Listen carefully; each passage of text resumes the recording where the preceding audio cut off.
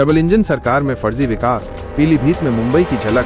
पीलीभीत जिले में double engine की सरकार के विकास कार्यों पर सवाल खड़े हो रहे हैं। ये मामला बिलसंडा ब्लॉक की ग्राम पंचायत खजूरिया नवीराम के मजरा कनपरा का है, जहां ग्रामीण मूलभूत सुविधाओं की कमी से जूझ रहे हैं। केंद्रीय मंत्री के पीलीभीत को मुंबई बनाने के सपने का मजाक उड़ाते हुए गांव की स्थिति मुंबई की हाईफाई चमक से बिल्कुल उलट है।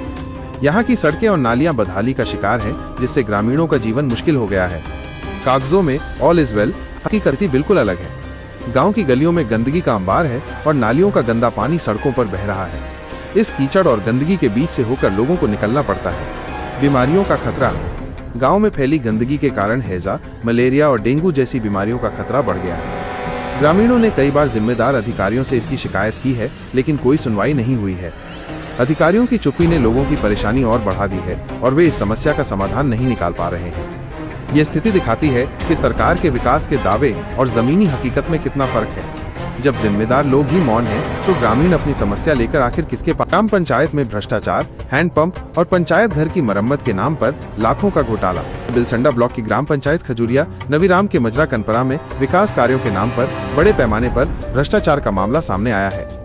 ग्रामीणों का आरोप है कि गांव के विकास के लिए आया सरकारी पैसा निजी स्वार्थों के लिए इस्तेमाल किया गया है, जिससे विकास कार्य ठप पड़े हैं। ग्रामीणों के अनुसार गांव में हैंडपंपों की मरम्मत के लिए इसी तरह पंचायत घर के लिए टेबल, कुर्सी और अन्य सामान खरीदने के नाम पर भी लाखों रुपए खर्च किए गए, जबकि पंचायत घर की हालत बदतर है। आरोप ये भी है कि सरकारी धन का ऐसा दुरुपयोग किया गया है जैसे वो सरकार का नहीं, बल्कि एलईडी लाइट में भी भ्रष्टाचार।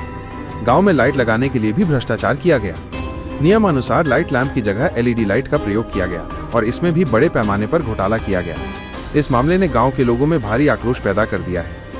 ग्रामीण सवाल उठा रहे हैं कि सरकारी धन का इस तरह खुला दुरुपयोग क्यों किया जा रहा है और जिम्मेदार अधिकारी इस पर ध्यान क्यों नहीं दे रहे हैं। ये स्थिति दर्शाती है कि कागजों पर विकास हो रहा है, लेकिन हकीकत में गांव के लोगों को मूलभूत सुविधाओं के लिए भी संघर्ष करना पड़ रहा है।